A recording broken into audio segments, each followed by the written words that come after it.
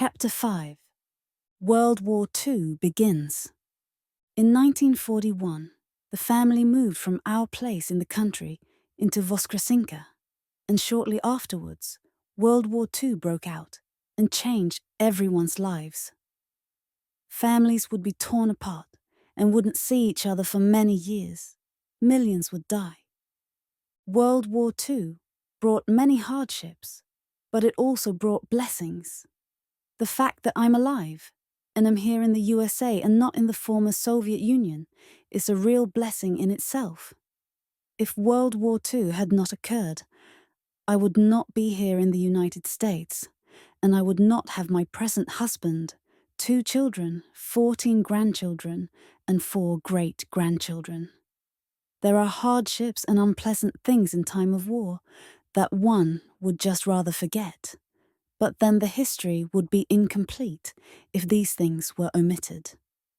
Akim enters my life. I was 17 and Akim was handsome, blonde and blue-eyed, an excellent dancer, and was a young Russian soldier. In the winter of 1941, we were married in the loose Russian tradition of the day, which meant that we went to the local government office and declared our intent to live together as husband and wife, and signed the card which would be placed in file as proof that we were there and had complied with the rules. It would also give them a police record of the event and update them about the activities of the couple involved. This was just the beginning of my troubles. Akim Krevyankov and Vladimir Herman had been captured several miles away by German troops and had escaped. Winter was coming on, and both men lived hundreds of miles to the north. So they decided to come to our little town of Voskresenka, since they had met us previously during a temporary stopover for 2 or 3 days, when their military unit was passing through our town. We barely knew them, but they had no other place to go, so we had to share our space with them. I had just gone through a period of heartbreak from losing a boyfriend at the battlefront that I cared a lot about, and I was still hoping it wasn't true. So Akim was not a logical contender for my hand at that time.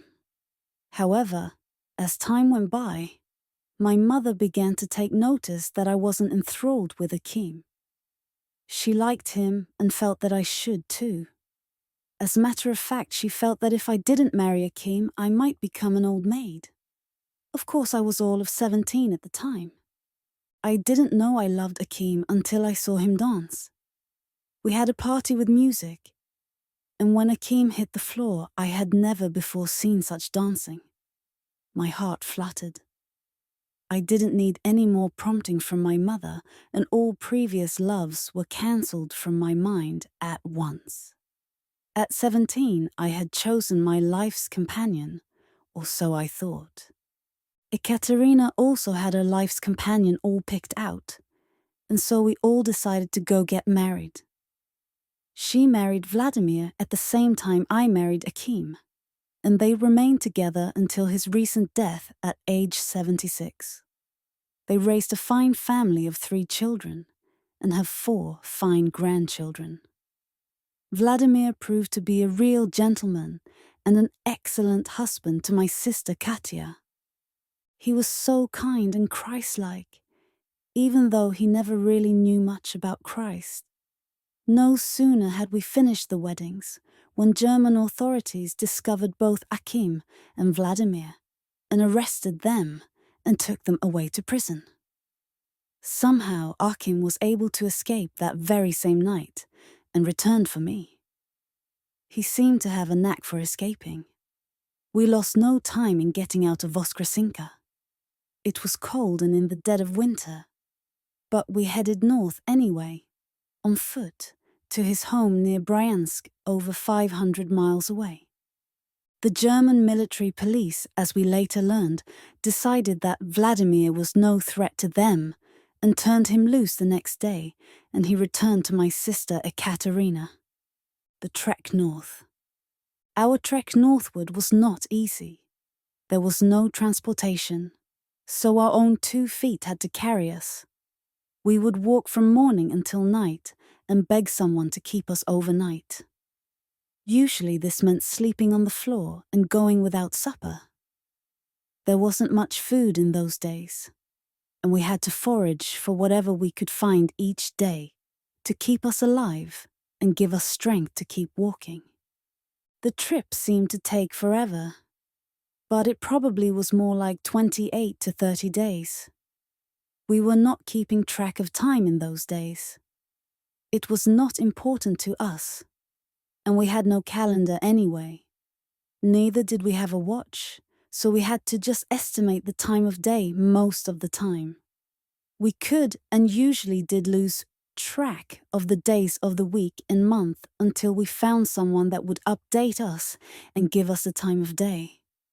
I remember one day, we walked all day in half rain and half snow. We were so wet all day and even all night. We slept that night in different houses and started out the next morning in our still wet clothes and freezing weather. Our clothes froze as we walked. We had to walk extra fast that day just to keep warm, and our clothes literally freeze-dried. In spite of this day of misery, neither of us was sick. There were many more days almost as bad as this miserable day, but we were never sick at any time during our trip. Akim's family. We finally arrived at the one-room home of Akim's parents. There was another room, but it was a stall for the cow. This was a typical arrangement in those days.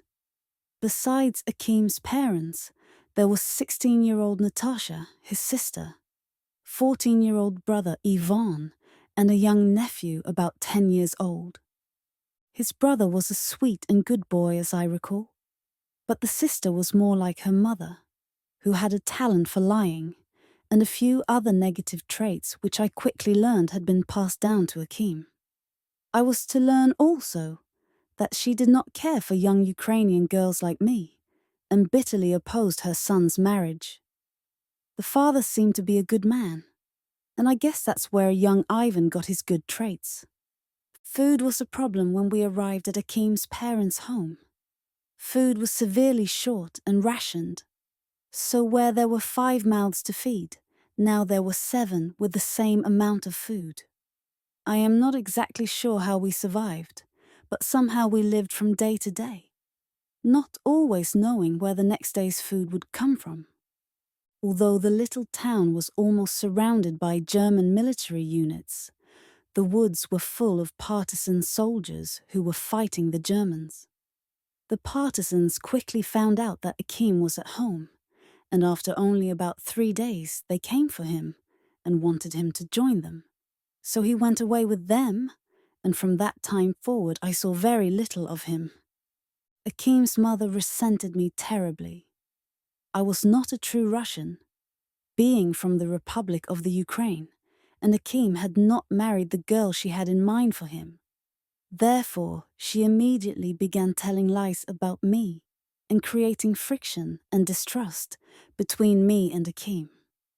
To avoid problems with her, I moved out and into the woodshed, where I stayed until about May 1942. There was very little room, and the weather was cold, but somehow I survived the ordeal. Heavy, fighting 4 months in the woods. About this time, we came under heavy artillery and mortar attack from the Germans. All previous German soldiers had vacated the town and moved on to the front. So there were no Germans in the town at this time.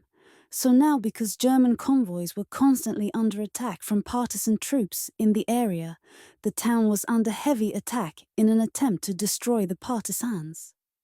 There was so much confusion that all we could do while bullets flew all around us was head for the woods and find welcome life-saving cover. We had heard previously from an occupant of another nearby town who had escaped with his life. The other occupants had been herded into a cemetery and slaughtered. His little town was burned to the ground. We knew that this could happen to us too, and we could see from our hideout in the woods that our town was already on fire. It all seems like a bad dream to me now, but we spent almost 4 months in those woods. Our stay in the woods was a real lesson in survival. We had some very close calls when artillery and mortar fire would hit right into the area. We were constantly having to run for our lives and always looking for things to eat and clean water to drink. We usually had to settle for water from a mud hole and any type of vegetation that we could get our hands on, and there was very little that was edible in the woods at that time of the year. We had no blankets to keep us warm and we didn't dare build fires, so we kept warm the best way that we could, and all food was eaten raw. It was every man for himself in most cases. 8 months pregnant. By this time, I must have been about 8 months pregnant, and I had not seen Akim for about 2 months. The last time I had seen him, he was thinking about going over to the German side where he thought his mother was. His father had already died in a previous attack, and he didn't know exactly where his mother was. But word through the grapevine had come to him that she was behind the German lines. The rest of the family was also scattered, and he had no knowledge of their whereabouts. I was so young and naive that I hadn't even thought about being pregnant. In fact, the baby was so small that I didn't even realize that I was pregnant. But somehow I sensed that I must get out of those woods. I had no idea at the time why I had that feeling of intense urgency to get out of the woods. Surely I must have been guided by guardian angels. 2 other girls and I talked it over, and they walked with me, and we sneaked out of the partisan camp. We waded across a river, not knowing who or what dangers would meet us on the other side. Our fears were allayed when we met friendly Russian soldiers on the bank who had joined the Germans and were there on guard duty. They let us pass through the German lines without incident. I suppose we didn't look very dangerous or pose any threat to them. I can't remember where the girls and I parted company, but I remember arriving back at my little woodshed, which was about the only thing around that had not been touched or destroyed by fire. Most of the town had been gutted by fire, but still the people returned to salvage what they could and rebuild their dwellings. I stayed by myself in the woodshed for about 10 days, and then I heard from someone that Akim's family was living about 12 miles from there, and I had determined to walk there and find them, hoping that Akim would be with them, or that they would know his whereabouts. The walk was very difficult for me, as I later understood that I was about to go into labor. Imagine, I had already turned 18 and no one had yet explained what was about to happen to me. The secluded haystack. A child was born. I remember how sick I was at one point, and just had to lie down by the roadside until I felt better. I finally made it into the edge of the town of my destination. I don't remember the name of the little town, but I could go no further. I spotted a haystack close to a house and I headed for it. I got behind it and laid down, hoping no one would see me. I had no idea what was in store for me as night came on. My labor pains were sharp and severe all during the night, so I couldn't sleep. The next morning early, I guess my cries and moans must have gotten louder. The lady in the house and her daughter heard me and rushed out just as the baby was arriving. They got me into the house and in bed as quickly as they could. I will be eternally grateful to those dear people. I have often thought what would have happened if all this would have happened out there on the road, where no one would have known that I was there. I am sure that neither of us would have survived. The baby was a little boy, and I named him Anatoly. His date of birth was August 28th, 1942. I had reached my 18th birthday in March of 1942. I became so sick after Anatoly was born, and I laid there burning up with fever for about 3 weeks. There was no doctor.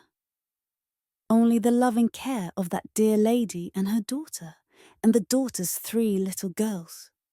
Their husbands were away fighting in the war, and the 5 of them, and now me and my baby to make 7, were all living in one room.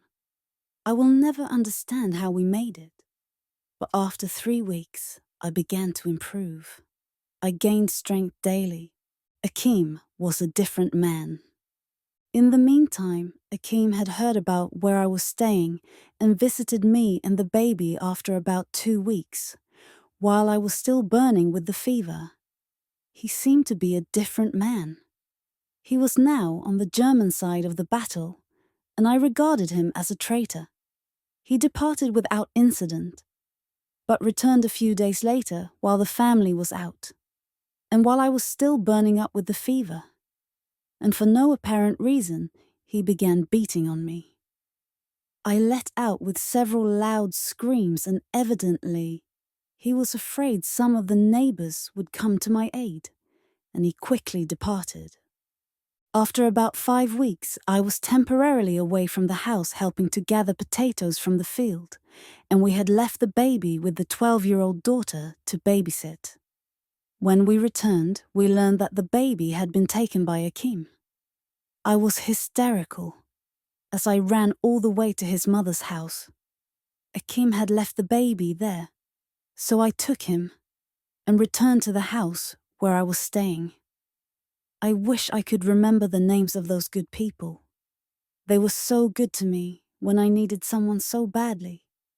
My next few encounters with Akim were very unpleasant ones. On one occasion, I had gone to visit him in his military unit to see if he could provide us with some food. He was so angry that I had walked in and surprised him that he hit me in the back with his weapon, and he threatened to kill me if I did not leave town and return home to the Ukraine. He refused to provide us with food or any other kind of provisions. I departed from him greatly distressed. My life was threatened. I learned later that Akim had another woman, and that he thought I knew about it when I came to see him, and when I visited his mother and the family one evening. With my baby, he came in drunk and began shooting at us through the walls. It didn't seem to matter that his whole family and a neighbor lady was in the house. I don't know how he missed us, but after his wild shooting spree, he threatened to kill me if I didn't leave town and return home to the Ukraine immediately. The baby was to remain with his mother. I told Akim that I didn't have shoes to make the trip, and he said he would fix that. So within 2 or 3 days, he brought me some boots, which he had most likely stolen or taken from someone else, and demanded that I get going.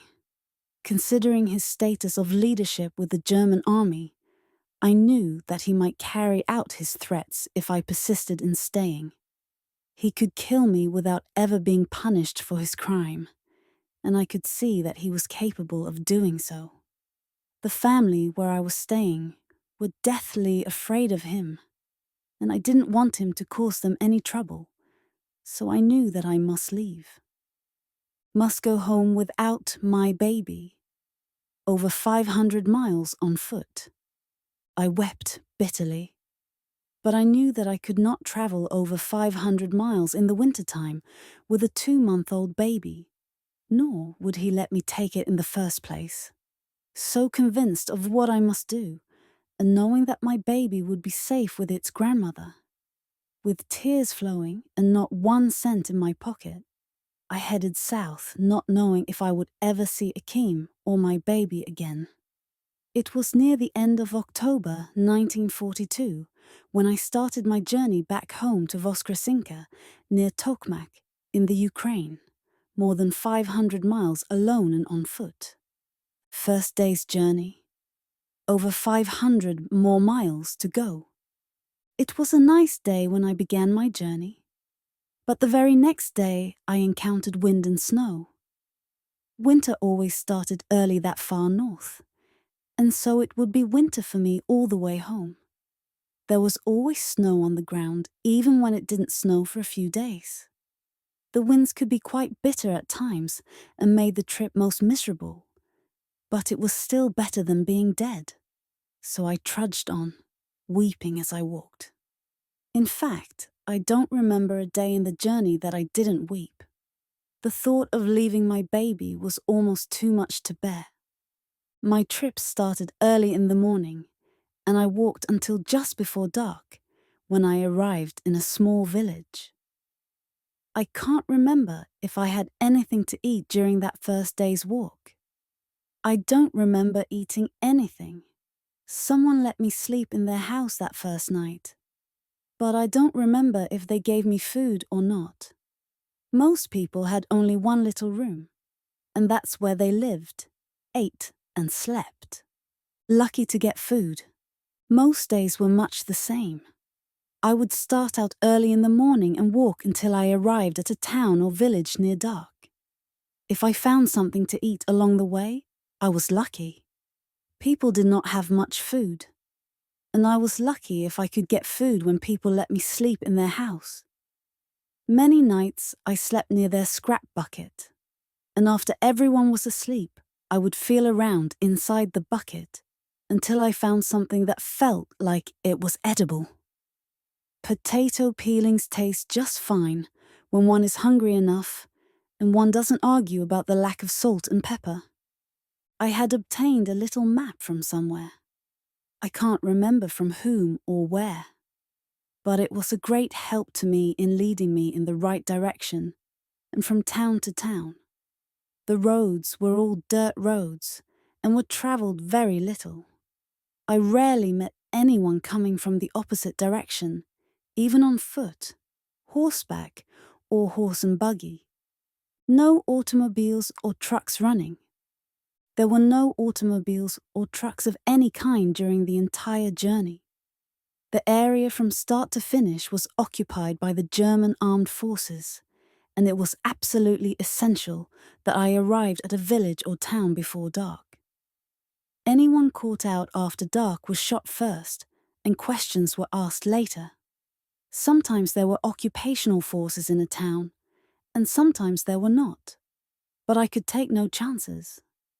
People could see that I was just a teenager, and they knew that everyone must be inside after dark. This made it easier for me to find someone who would take me into their home. But there were times when I was turned away. I usually didn't have to ask at more than 2 or 3 houses before I was allowed in. With exception of only 2 nights, I slept on straw on the floor each night. But this felt good after walking all day in 15 to 20 degrees below zero. My first uttered prayer. There were days when, after wading through snow all day, that my clothes would be wet, and I would sleep in them that night, only to have them still be wet when I started out again the next morning. They would freeze almost immediately in the cold sub-zero temperature. I recall one occasion about halfway home when the snow was so deep that I was buried up to my waistline and it was bitter cold. I felt that I couldn't take another step. I wept like a baby. I was alone. There was not a sound anywhere. I had never prayed before in my life, because we had been taught in our schools that there was no such thing as God. I wondered if there could really be a God. I needed him. Right there in the snow up to my waist, and with tears flowing down my teenage cheeks, I asked if there really was a God. Would he please get me out of this? I don't remember the details of how I got out of that snow 53 years ago, but I got out. And I know now that guardian angels must have been watching over me. Yes, there is a God. If I had known then what I know now about God, I would have talked to him quite a lot in those days, and I wouldn't have felt so alone. I cried a lot during that awful trip, and I know now that even though I knew so little about my Heavenly Father, he knew about me and saw me through my ordeal. Several more days into my journey, I found myself arriving at a small town early in the afternoon. The next town was so far away that I was afraid that I could not make it before dark, and it was so early that I hesitated asking someone to put me up for the night. So I hid out behind a barn belonging to the local collective farm system. 3 wagons appeared. After waiting for some time, I began to get very cold, and I knew that I was going to have to move to keep warm. I began to have second thoughts about staying there until dark, so I decided to try for the next town. I had no sooner gotten out of town onto the main road when 3 wagons appeared out of nowhere going in the same direction as I. They were loaded with hay, and I saw that the drivers were German soldiers. The horses were big Belgian stallions and were moving fast through the snow. I thought, if I could only hop up on that coupling pole, sticking out back about 3 feet on the back of that last wagon, I could ride right on into the next town and arrive there before dark. So, I hid until the last wagon passed by, and I put my plan into action. Remember, I was a farm girl and I knew about wagons and horses. I was on that coupling pole, some call it a reach, in seconds. I was doing just fine until a few miles down the road, all 3 wagons came to a stop. My heart almost came to a stop too. I didn't know what to do. I could hear the soldiers get off their wagons, and I could hear footsteps coming in my direction. Guardian angels watching over me. I was so scared that I couldn't even look up. Finally, I saw 2 big feet standing right in front of me. I lifted my head, afraid of what might happen next. To my surprise, and much to my relief, the soldier, God bless him, was motioning to me to remain seated. He immediately returned to his seat, and within seconds the wagons pulled out again. I think, in the confusion, he forgot to do what they all stopped for in the first place. I could see that he didn't want the other drivers to know that I was there. Again, I feel that a guardian angel was watching over me. Here, an enemy was helping me, and possibly my life was saved that very day. I could never have made it to the next town before dark without that ride. It is frightening when I think about it now.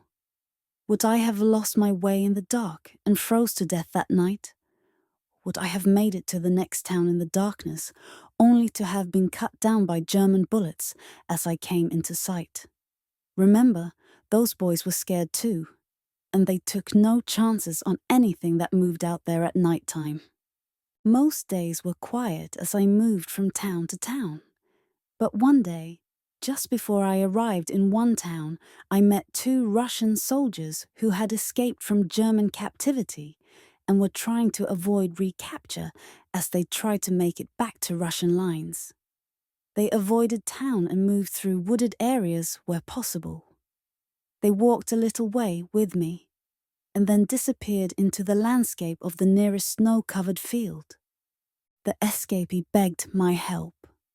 A few days later, I met another young man that had escaped from the Germans, and he begged me to travel with him and pose as his wife so that he wouldn't be noticed so easily.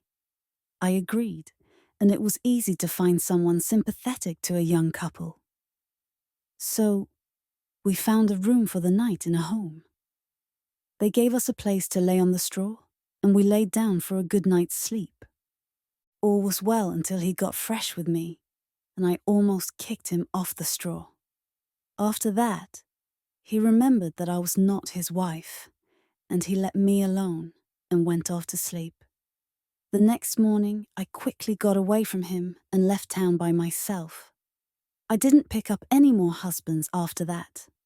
Now that I am older, I can certainly see the dangers in such actions. 1 month into the walk. I had been on the road now for about a month and was approaching a town where a former schoolmate lived. He was married now, but I knew the address where he and the family lived.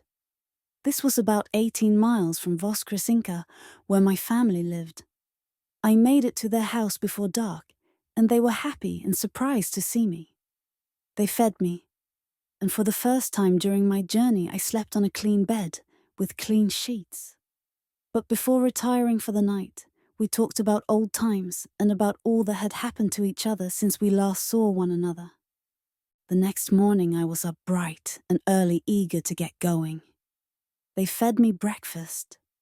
We talked some more about things that we didn't get to talk about the night before, and soon I was bidding them goodbye. I was on my last day's journey home and looking forward to the end of the day, hopelessly lost in the snow.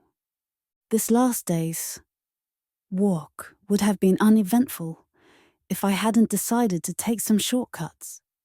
I left the roadway, which was a big mistake, and took off across the snow-covered field. After a while, I realized that I was hopelessly lost, and just knew that I would never see civilization again. I cried a lot that day, but I kept walking, and somehow after walking forever, in what direction I could not tell, I saw a dark object in the distance. I walked toward it, and as I got near, I could see that it was a house. As I got closer to the newly discovered house, I could see other houses as they came into view. And then, much to my joy, I recognized where I was. I had come out right about where I intended to in the first place. It was the little place along the railroad where we had previously lived before moving to Voskresenka. I was now only 2 to 3 miles from home. They sent for Papa. I knew all the families at this place, and so I stopped in for a rest at the home of one young couple. They insisted that I relax and have some warm milk and something to eat. Unknown to me, they had sent the neighbor's little boy to my home to report my presence to my family. My mother would not believe it. She feared that it might be some sort of cruel joke. But Papa jumped in his wagon, and he and the little boy were knocking on the door in no time. After a happy reunion with Papa, I bid my friends goodbye, and Papa and I took the wagon ride back to Voskresenka. Family waiting, tears of joy. Mum and my sister Maria and her little son were waiting for us almost in fear that it was all untrue. They just could not believe that I could come 500 miles across frozen lands in the dead of winter with no transportation and arrive in Voskresenka alive. There were tears of joy rolling down our cheeks as we embraced each other. They had not heard from me since I left home the previous winter, almost a year earlier. Everyone tried to talk at the same time, and it wasn't until the excitement died down that any of us made good sense. They wanted to know about Akim. I had to relate all the horrible details to them and how I had to leave my baby with Akim's mother. They were sorrowful, but so happy that I was alive and home even if I was just skin and bones. I was so frostbitten that my face looked sunburned. Too young to understand. By then, I was 18 years old. But I was still too young to understand why my mother wanted me to sleep with her for those first few nights at home. I never understood that until much later in life, when I had other children of my own and had developed that same motherly love that my own mother had for me. Grandmother dies. During my absence, Grandma Elisaveta Filipovna Kaidash, age 84, had died on the 5th of November 1942 while I was on my journey back home. She had been staying with my uncle, her son, Ferdowsi Kaidash, age 54, until her death. I have very fond memories of Grandma Kaidash. She was a very hard worker and got up every morning at 4 a.m. and tried to get everyone else out of bed too. I remember when I was a teenager, my sister Ekatarina and I would visit our cousins who were Uncle Ferdowsi's children. Grandma Kaidash would get up at her usual hour of 4 a.m. and try to get all of us up too.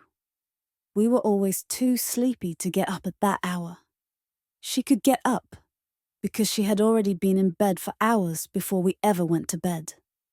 In her last years, Grandma Kaidash was unable to walk and had a bad case of asthma, but she still worked in her little garden. She would literally crawl on her hands and knees to the garden and back, day after day, and work her garden. I have never seen anyone with so much determination. We really loved her. Plenty of food for the winter. Papa had gotten a cow and horse while I was away, and Mama had raised a good garden during the summer months, so they had put away plenty of food for the winter. The war had disrupted governmental activity so much that the communists were no longer around to keep an eye on people like my family, so they were free to raise whatever they could. I am sure they would have sent their collecting agents around to collect if they had been in power in our town. German occupation. At least for a brief time, my parents were faring better under German occupation than under communist rule. However, I learned that this was not the case for all the Jews in our area. Papa told me of one little Jewish boy that had escaped while the rest of his family were taken away. Papa found him foraging food in his field. He didn't reveal this to the Germans, but didn't dare bring him home with him, because the Germans would have taken the whole Safronov family too, if they had found them harboring a Jew. Papa never saw the little Jewish boy again, but we all hoped that he would be able to survive without being caught. We felt so helpless in cases of this sort, and wondered when it would all stop. Wars bring about this kind of hatred for one's fellow man, and such hatred goes on in areas of conflict even today. Another thing that I learned upon my return home was that the Germans had taken many of our younger people to Germany to bolster their labor forces. All available young German men were in the military service and were on the fronts of battle. So extra manpower was being rounded up from areas of occupation. Vladimir and my sister Ekatarina had already been taken. Thoughts were always on my baby. My time to go to Germany would come later whenever the Germans decided to make another roundup. But for the time being, I was enjoying just being home with my parents, even though my thoughts were always on my baby that I had left behind. No one will ever know the heartache that I suffered then, and have suffered over the years, and the longing to see my son, or to just know that he is alive and well. Dreaded word finally came. I was at home for about 6 months, and the word finally came. All young people of certain ages were to report to the train station at a certain date and time. They gave us a few days to get ready, so Mama had time to dry some bread for my trip. There wasn't much to getting ready. I had nothing but a change of clothes to take along, and some dried bread to keep me alive. Mama always dried the bread to keep it from spoiling. It was like a hard toast, and it would last forever in that condition. We all dreaded the time of departure. But when the day arrived, Mama went down to the station with me to see me off. We both wept, not knowing if we would ever see each other again in this life. There were a large number of young people leaving that day, and we were herded into boxcars with no seats. We had only a little straw on the floor. It was a miserable trip to Germany. You can imagine our difficulties with our bathroom requirements, as there were no toilet facilities on board, and each car was packed to capacity. Arrival at Dachau. We arrived at the concentration camp at Dachau, where they herded us into warehouse-type buildings with nothing but bare cement floors. We each quickly laid claim to a spot on the floor, and that's where we lived and slept for the next 2 to 3 months. It was late May, 1943, when we arrived, so the weather was getting warm. I hate to think of how we would have survived if they had decided to bring us there 2 or 3 months earlier when winter was still in progress. When we first arrived, they took most of our clothing for fumigation, or at least that was their excuse. I was very fond of a little sweater, which I never saw again. I supposed they helped themselves to anything that struck their fancy, and my sweater must have struck someone's fancy. It was getting warm, but I still missed my sweater. They fed us a little piece of bread and some thin soup 3 times a day, and I still had some dried bread in my little sack, which I was able to stretch for a long while with careful rationing. Others still had their little sacks of dried bread too. We all carefully guarded our sacks. Mostly, we carried them with us all the time. It wasn't that we were selfish, but there was a strong survival instinct that greatly influenced our actions, and it was always present. Fear was ever present. There was fear in our midst, not knowing what was to come next. We all missed our families and loved ones back home. For entertainment, we told stories and sang songs. We had no lights, so as soon as it got dark, everyone was in their place and trying to sleep. You would think that with all those young people in one group, that there would be the wise guys and the smart Alex that wouldn't let the others sleep. But that wasn't the case. We were all too scared and worried to have any type of horseplay among us. Never knew that Jews were being exterminated. We were spared the horror that was going on right under our noses. None of us ever realized that Jews were being exterminated right nearby. Naturally, it wouldn't have been wise for them to let us know about it, and then turn us out for work assignments later, where we would blab it to the whole world. We were kept just far enough away to be unable to see or hear what was going on in that area of the compound. They finally came for me. Finally, they began to take us a few at a time. Those of us with farming backgrounds were assigned to farms. Others were assigned to factories or wherever manpower was needed. I was placed on a train along with a few others, and we were dropped off at various places along the way. I was let off at Dorfen, Germany, about 25 miles northeast of Munich. A farmer by the name of Emil was waiting for me. We boarded his wagon and rode out to his farm. My first assignment. Emil's wife Hilda and their little daughter were waiting for us to arrive. She was nice to me and showed me to my room. There wasn't much conversation between us as they didn't speak Russian and I didn't speak German. My first assignment was to milk about 18 cows twice, each day. They had a French prisoner of war by the name of Johann assigned to them also, and I think he had been there for quite some time. The Frenchman instructed me as well as he could concerning my chores. He spoke to me in German, and it didn't take long to learn the names of things. Out of necessity, I picked up the language rather quickly. We were up every morning at 5 a.m. and quickly dressed for our chores. There was no breakfast until after chores were completed. First, we took the horse and wagon to the field where we cut fresh grass for the cows. After this was distributed to the cows in their stalls, I would begin milking. After milking the 18 cows, I would clean the stalls and spread fresh straw on the floors. All this took about 2.5 hours, so by 7:30 a.m. I was ready for my breakfast. Breakfast? Breakfast usually consisted of a cup of coffee and a piece of buttered bread. I quickly learned how to do a little better than that, though. When no one was looking, I could always help myself to some of the boiled potatoes, which were prepared daily for the hogs. The hogs were always fed after breakfast, and there was lots of other work to be done. Fields had to be attended. There was wood to cut and haul in, and then back to feeding and milking the cows again in the evening. Stalls were always to be cleaned after every milking. Johann, the French prisoner, always had other chores, while I did the milking and stall cleaning chores.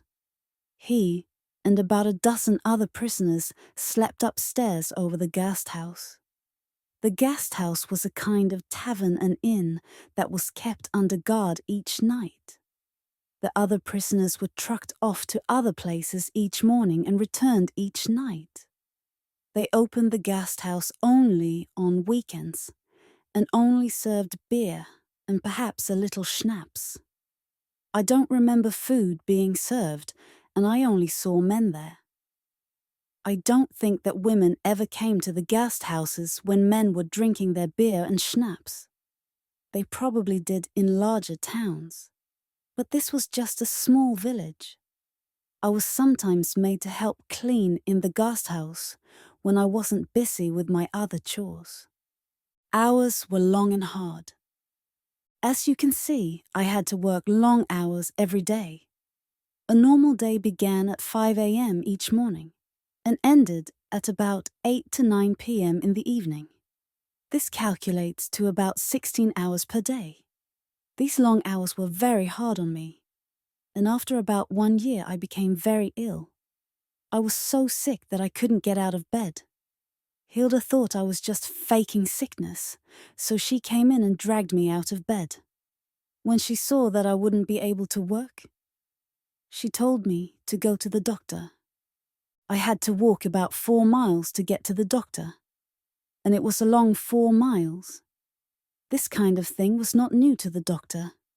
They had a rest house set up for people like me who were ill just from being overworked, so I was assigned to this rest house. It took me about 2 weeks to restore my energy and feel like working again. You can imagine what Hilda was going through for those 2 weeks. She was having to do some work for a change, and I am not sure that she ever really understood just how sick I was. So I didn't get much sympathy from her. Fed a little better. The little soup and bread that they fed us 3 times a day at the rest house, plus the 2 weeks' rest, had enabled me to return to my duties at the farm, and soon everything was back to normal. I worked hard and long hours again, but was fed a little better. We had coffee and bread in the morning, and then at about 10 a.m., a little white roll was not unusual. At noon, we always had sauerkraut and potatoes. Very seldom did we have meat or eggs. In the late evening, we usually had coffee and bread again. The food wasn't really much, but it was more than one would have in Russia. The most difficult part was the long hours of work. My body just could not take it. I worked hard in Russia, but in Germany the hours were so much longer. While everything seemed normal enough, I don't think Hilda had ever quite forgiven me for being away for those 2 whole weeks in the rest house. This was evident as I sat milking the cows one day. Hilda was angry. While I was milking, Hilda came in and noticed that one of the cows was sick and not eating. She got so angry with me because I hadn't noticed that the cow was sick. Of course, there were only 18 cows there, and I was supposed to notice that particular cow. I explained to her that I wasn't a doctor, and that I didn't know when a cow was sick. This just made her madder, so she called the authorities and asked them to replace me with someone else. She got her wish. Sent to a new farm. They sent me to another farm about 10 miles from there. And later I heard that she was crying about the mistake that she had made in having me replaced. She was never able to get anyone else that understood what needed to be done, and that would work as hard as I did. It was difficult in those days for me to have sympathy for her. She had caused me to be sent to another farm that was even worse than hers, and I was never very happy about that. At the new farm, I was having to get up at 4 a.m. instead of 5 a.m. in the morning, and I had to work until very late in the evening. I dug ditches, pushed wheelbarrows full of dirt or compost, milked cows, cleaned stalls, and worked in the fields. I got so tired that I couldn't sleep at nights. I would have nightmares night after night. Finally, my body just couldn't take it anymore. So I decided that I was going to get away from that farm. I headed for the woods. I could be very stubborn and determined when I thought I had enough abuse, so I decided to head for the woods. The woods were thick and deep, and I did have previous experience hiding in the woods in the northern part of Russia. So I managed to keep out of sight for about 4 months, while the police and everyone else looked for me. I would come out at night and look for food. I would raid the farmers' milk cans as they sat by the roadside waiting to be picked up by the dairy truck next morning. I would find fruit on some of their trees and vegetables in their gardens. Once in a while, I would see prisoners working in a field nearby, and I would venture out and talk to them to find out what was going on in town. And sometimes they would have an extra piece of bread or something that they would give to me. They were faithful to never tell anyone where I was hiding. But for extra precaution, I kept on the move and didn't stay in one place too long. Weather was turning cold. The weather was beginning to turn cold, and I was having to find warmer places to sleep. I can't remember the month, but it must have been about October. I had slept in many different places and even spent many nights in a cemetery. But now I was having to find a barn or some place inside a building. A barn with lots of straw was always a good place to spend the night. I slept in first one barn and then another. I even crept back and slept in Hilda's barn. I had a range of about 10 miles during my hideout days. My daytime movements were in the woods where I could slip through the trees unobserved. But the fear of discovery was nerve-wracking. I could hear every leaf drop, and the slightest crackle of a twig would send shivers up my spine. My nights were spent in fear that someone would discover me. A good deep sleep was rare indeed. One night I went to sleep in a barn, and when I awoke the next morning, still cold, I heard someone else in the barn. I could hear him getting hay. My heart was pounding so loud, I know he must have heard it, for he walked right over to where I was hiding and found me. It turned out to be one of the French prisoners. He seemed to have already heard about me. Word had a way of getting around among the prisoners. He was very nice-mannered and went away quietly, but returned a little later with some bread for me. French prisoner was good to me. This was just a hay barn with no animals, so I spent 2 or 3 more nights there. The young man brought me some bread 2 or 3 more times, but he was never fresh or smart with me. He was about 22 or 23 years old, and probably raised by good parents. When he failed to show up about the 3rd day, I thought there might be problems, so I vacated the premises immediately. I didn't want to take chances on the police finding me there. Now getting very cold. As time passed, it began to get very cold, and I only had on summer clothing. I got so cold at times that I had begun to think I wasn't going to make it. So I decided to come out of hiding and just go to the nearest farm and ask if I could work for them. That wasn't an easy decision, but I finally picked up enough nerve to do it. I walked in and just explained to the farmer that I had left the other farm because they were so mean to me. He was willing to take me, but first he had to clear it through the employment office in town. He called them, and they wanted me to come to the office. I was afraid to go. I imagined everything possible. I just knew they were going to turn me over to the police, who would put me in prison or send me back to Dachau, the infamous concentration camp where so many Jews were exterminated. Fear or not, I had no choice but to go and let the chips fall where they may. The weather was getting too cold with snow already beginning to fall, and I had to have a place to stay. It was a long walk into town, maybe 5 or 6 miles, and the fear grew stronger as I came nearer the employment office. Finally, I arrived, and much to my surprise and delight, no one seemed concerned that I had been hiding out for months. Lord was watching over me. I know now that the good Lord was watching over me. I just told them where I worked before, and that I would like to change and be assigned to another farm.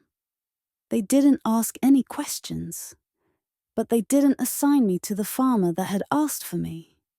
They sent me to another farm near Erding. This farmer already had a Polish girl assigned there, and his sister and mother lived with him. The farmer's sister had a 9-year-old daughter, but I don't think the sister had ever been married. The farmer was an old bachelor. At least I thought he was old, even though he was probably in his early 40s. When one is a teenager, anything in its 40s is old. I know that he was very selfish and could be very mean at times. I wasn't there very long until he got fresh with me, and I put him in his place in a hurry. This farmer was very angry with me, because I wouldn't accept his advances toward me. He threatened to kill me, but I told him I would rather die than be with him. After that, he let me alone. His sister liked me from the very beginning, and would let me wear her nice coat when she would send me and the little daughter into town for supplies. New assignment. Not much different. Work on this farm was not much different from other farms. In the winter, I would load the wagons with compost and drive to the fields where I would unload them and return for another load. It seems that I was always being assigned the heavy work while the Polish girl was given work inside where it was warm and dry. I resented this very deeply. So after about a year, I had gotten enough and decided to try to change farms again. Here I go again. I had heard of a large farm a few miles away, and I decided to sneak away and go there. I took my chances and carried out my plan at the first chance I got. The new farmer was happy to see me and called the employment office, and they approved of the transfer immediately. I later learned that he was a Nazi, and perhaps that is why he was able to have me transferred to him so quickly. As it turned out, the Nazi was better to his workers than any of the non-Nazi farmers that I had known to date. He was well known and liked in his community. He had a wife and children, and his brother, who had just returned from the Russian front, lived with him. Besides me, there was a Russian couple and a French prisoner working there. It was a big farm, so other French prisoners worked in other areas of the farm. The handsome German guard liked me. Prisoners were dropped off at the farm each morning and were picked up each evening for return to the prison camp in a nearby town. A certain German guard would come by occasionally to check on the prisoners and see that all was in order. I noticed that he liked to stop and talk to me every chance he got. After a month or so, he was showing up more often, and then it got to be an everyday event. I could see that this young soldier guard was coming to check on things, just so that he could visit and talk with me. One day, he got up the nerve to ask me for a date, but bless his heart, I had to turn him down. He was very handsome and very polite, but I knew better than to be seen with a German soldier. I was afraid the German authorities would shave my head and send me to a prison camp. Also, he could have been punished for fraternizing with me. I had seen and heard of German girls having their heads shaved for fraternizing with French prisoners, so I could just visualize my beautiful blonde hair being shaved off for fraternizing with a German soldier. He didn't ask me again to date him, but he remained friendly. We sensed something important about to happen. After a few months at this farm, we sensed that something important was about to happen. A white flag had been installed in the window, and even though we had not been told of what was happening, we sensed that the Americans were coming, and that made us very happy.